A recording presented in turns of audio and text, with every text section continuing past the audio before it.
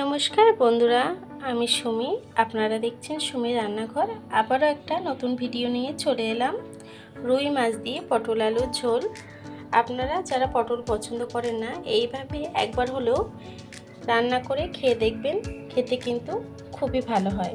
আর আমার এই ভিডিওটা যদি আপনাদের ভালো লেগে থাকে, চ্যানেলটাকে সাবস্ক্রাইব করে ভিডিওটা লাইক দিয়ে দেবেন। চলুন তাহলে রেসিপিটা শুরু করা যাক।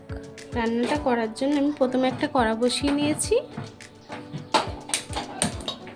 কড়াইটা গরম হয়ে গেছে, আমি তেল দিয়ে দেব।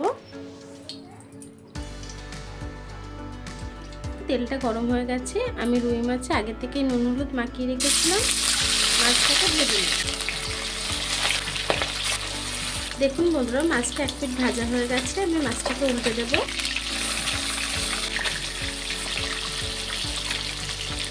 দেখুন আমার মাছটা কিন্তু ভাজা হয়ে গেছে ব্রাউন কালার করে। এখন মাছ ভাজাগুলো তুলে নেব। দেখুন ব্রাউন করে ভেজে নিয়েছি, আমি মাছ ভাজাটা তুলে নিয়েছি, বাকি মাছটাও ভেজে নেব একইভাবে। দেখুন বন্ধুরা, আমার মাছটা ভাজা হয়ে গেছে। এখন এই তেলের মধ্যেই আমি পটলগুলোকে একটু ভেজে নেব। পটলগুলোকে লম্বা লম্বা করে কেটে নিয়েছি। দিয়ে দেবো সামান্য একটু নুন, দেবো একটু হলুদ, দিয়ে পটলটাকে ভেজে নেব। দেখুন বন্ধুরা, আমার পটলটা কিন্তু হালকা করে ভাজা হয়ে গেছে। পটলটাকে তুলে নেব। এখন এই তেলে আলুগুলোকে ভেজে নেব। সামান্য একটু নুন দিয়ে দেবো,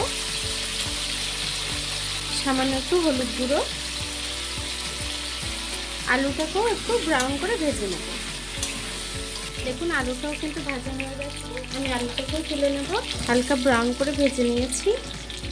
দেখুন বন্ধুরা, এই তেলের মধ্যেই কিন্তু আমি এক্সট্রা কোনো তেল দিইনি। এই তেলের মধ্যে পেঁয়াজ আর কাঁচা লঙ্কাটা দিয়ে দেব। আমি দুটো পেঁয়াজ কুচিয়ে নিয়েছিলাম আর 2-4টে কাঁচা লঙ্কা চিড়ে দিয়ে দিয়েছি। এখন পেঁয়াজটাকে নরম করে একটু রান্না করে নেব। পেঁয়াজটা কিন্তু হালকা ভাজা হয়ে এসেছে। এখন দিয়ে দেবো মশলা। দিয়ে দেবো 1 চামচ জিরে রসুন বাটা। আমি সামান্য আরও একটু দিয়ে দিলাম। দিয়ে দেবো 1/2 চা চামচ আদা বাটা। কাঁচা আদা রসুনের গন্ধটা যতক্ষণ না যাচ্ছে একটু রান্না করে নেব। আদা রসুনের কাঁচা গন্ধটা চলে গেছে। এখন আমি গুঁড়ো মশলাগুলোকে অ্যাড করব। তার আগে সামান্য একটু জল দিয়ে দেবো, যাতে গুঁড়ো মশলাটা পুড়ে না যায়। দিয়ে দেবো হলুদ গুঁড়ো, দিয়ে দেবো ঝাল লঙ্কার গুঁড়ো, খুবই সামান্য। ঝালটা আপনারা নিজেদের পছন্দ মতন অ্যাড করবেন। দিয়ে দেবো স্বাদ মতো নুন।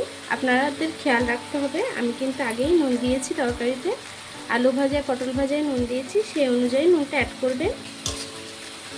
দুটো ছোট সাইজের টমেটো কুচি করে রেখেছি, ওটা দিয়ে দেবো। মশলাটাকে একটু কষিয়ে নেব। দেখুন বন্ধুরা, মশলা দিয়ে কিন্তু তেল ছেড়ে এসছে, মশলাটা প্রায় কষানো হয়ে গেছে। আমি কিন্তু আপনাদের প্রত্যেকটা ভিডিওতেই বলি, মশলাটা ঠিকঠাক না কষালে কিন্তু তরকারিটা খেতে ভালো লাগে না। মশলাটাকে সুন্দর করে কষিয়ে যদি রান্না করেন, প্রত্যেকটা তরকারি কিন্তু খেতে ভালো হয়। আমার মশলাটা কষানো হয়ে গেছে। ভেজে রাখা আলু পটলটা দিয়ে দেবো। আলু পটলের সঙ্গে মশলাটাকে একটু কষিয়ে নেব। দেখুন বন্ধুরা, আমি তরকারিটা কষাতে কষাতে কিন্তু সাইডে একটু গরম জল বসিয়ে দিয়েছি। তরকারিটার মধ্যে গরম জল দেব। গরম জল দিলে কিন্তু তরকারির টেস্টটা বেড়ে যায়। দেখুন বন্ধুরা, আমার তরকারিটা কিন্তু কষানো হয়ে গেছে। আমি এখন গরম জলটা দিয়ে দেবো। উষ্ণ একটু গরম জল করেছি, সেই জলটা দিয়ে দিচ্ছি। ঝোলটা আপনারা কতটা রাখবেন সেই অনুযায়ী জলটা অ্যাড করবেন। আমি তরকারিটাকে আরও 6-7 মিনিট রান্না করে নেব। দেখুন বন্ধুরা, ঝোলটা কিন্তু ফুটে গেছে। এখন মাছ ভাজাগুলো দিয়ে দেবো। ভেজে রাখা মাছগুলো দিয়ে দেবো। মাছ ভাজাটাকে দিয়ে দিয়েছি। আমি আরও 1-1.5 মিনিট রান্না করে নেব মাছ ভাজাটাকে দিয়ে। দেখুন বন্ধুরা, আমার তরকারিটা কিন্তু হয়ে গেছে। এখন তরকারিটাকে নামিয়ে নেব। আমি গ্যাসটাকে বন্ধ করে দেব। তরকারিটাকে নামিয়ে নেব।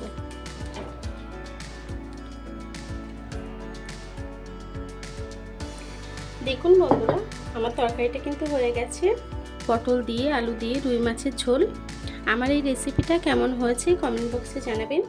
আর আমার এই রেসিপিটা যদি আপনাদের ভালো লেগে থাকে চ্যানেলটাকে সাবস্ক্রাইব করে ভিডিওটা লাইক দিয়ে দেবেন।